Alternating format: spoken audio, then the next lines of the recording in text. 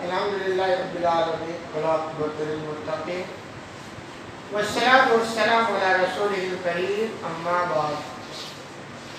اسی بات کے تعلق سے ایک مومن کی شان اور پہچان ہے کہ جب بھی وہ وعدہ کرے تو اس کو پورا کرے، کوئی کہے نہ کہے پھر بھی مومن کی پہچان یہ کہ وعدے کو پورا کرنا چاہیے۔ اسی بات کے تعلق سے حدیث نمبر 2682 عن ابی ہریرہ رضی اللہ عنہ ان رسول اللہ صلی اللہ علیہ وسلم قال، ابو ہریرہ رضی اللہ عنہ سے روایت ہے کہ نبی کریم صلی اللہ علیہ وسلم نے ارشاد فرمایا، آیت المنافق ثلاث، کہ منافق کی پہچان تین ہے، منافق کی علامتیں تین ہیں۔ یہ بات سننے سے پہلے تمہیدی طور پر یہ جان لیں کہ مدینہ کے اندر ایک طبقہ منافقوں کا پیدا ہو گیا۔ مطلب یہ تھا کہ وہ اندر سے کافر تھے اور باہر سے مسلمان تھے، یا یوں کہہ لیجیے وہ دونوں راستے کھول کے رکھے تھے۔ کافروں کے پاس جاتے تو کہتے صاحب ہم آپ کے ساتھ ہیں، اور مسلمانوں کے پاس آتے تو کہتے صاحب آپ کے پاس ہیں، یعنی دو راستے۔ ہوا ایک کہ دیکھیے ایک ہوتا مسلمان، تو یہ مسلمان جو نہیں ہوتے ان میں کئی طرح کے لوگ ہوتے ہیں۔ ایک ہوتا ٹھیک ہے مسلمان نہیں ہے، اپنے ہاتھ میں مست ہیں، کھا رہے ہیں پی رہے ہیں دنیا بنا رہے ہیں، کون مسلمان ہے کون کسی، انہیں کوئی لینا نہیں ہوتا۔ لیکن ایک وہ طبقہ مسلمان بھی نہیں ہوتا لیکن مسلمان کے راستے میں رونا بھی پڑتا ہے، اسلام کے خلاف بھی ہوتا ہے۔ تو یہ جو منافقوں کا طبقہ تھا، جب اسلام یعنی آپ صلی اللہ علیہ وسلم مدینہ آئے تو یہ جو تھے یہودیوں کا طبقہ تھا، زبردست اسلام کی مخالفت کی، لیکن جب ان کو پتا ہو گیا کہ ہم کھلا مخالفت نہیں کر سکتے، ہماری اب چلنے والی نہیں ہے، تو انہوں نے کہا ایسا کرو گیم کھیلو۔ گیم یہ کھیلو کہ اندر اپنا وہی پرانے راستے پر رہو اور زبان سے بہت سارا بھاگو مسلمان، تو اس سے ہم مسلمانوں کو اسلام کو بہت نقصان پہنچائیں گے۔ اور حقیقت میں انہوں نے مسلمانوں کو اسلام کو بہت نقصان پہنچایا، کیونکہ یہ آستین کے ساتھ تھی۔ تو سوال یہ ہے کہ بھائی آج کی طرح معاملہ نہیں تھا کہ منافق ہے تو نماز نہ پڑھیں یا آپ کی محفل، ایسا نہیں تھا۔ وہ بھی آج کے مسلمانوں سے زیادہ پابندی کے ساتھ نماز پڑھتے، اس لیے علامت کبھی آپ نے منافق کی پہچان یہ ہے کہ عشاء کی نماز، فجر کی نماز ان کے لیے بڑی مشکل پڑتی ہے۔ پڑھتے تو وہ بھی ہیں کیونکہ پڑھیں گے نہیں تو پتہ چل جائے گا نا کہ سارے مسلمان نہیں ہیں۔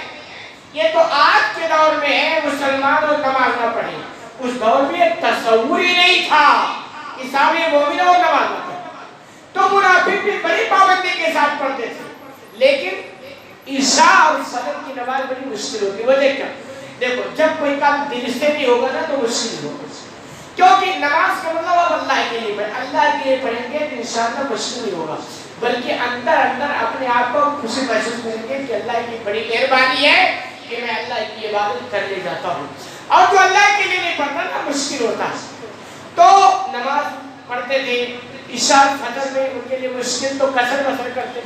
تو ایسے ہی یہ تھا کہ بھائی کچھ علامت ہو جس سے ہمیں پتہ چلے کہ ہمارے درمیان کون منافق ہے۔ تو آپ صلی اللہ علیہ وسلم نے علامتیں بتلائی کہ منافق کی یہ پہچان ہے۔ کیا پہچان ہے؟ آپ نے بتا تین منافقوں کی پہچان ہے، یعنی تمہارے محفل میں منافق بھی ہیں لیکن تمہیں پتہ نہیں یہ کون ہے، ہر کوئی کہتا ہے مسلمان ہے، تو اب اگر یہ کمی ان کے اندر دیکھو تو سمجھ لو یہ منافق ہے، کیونکہ یہ کمی مسلمانوں کے اندر نہیں ہوتی۔ تو آپ نے فرمایا تین میں سے اذا حدث کذب، جب وہ بات کرے گا تو جھوٹ بولے گا۔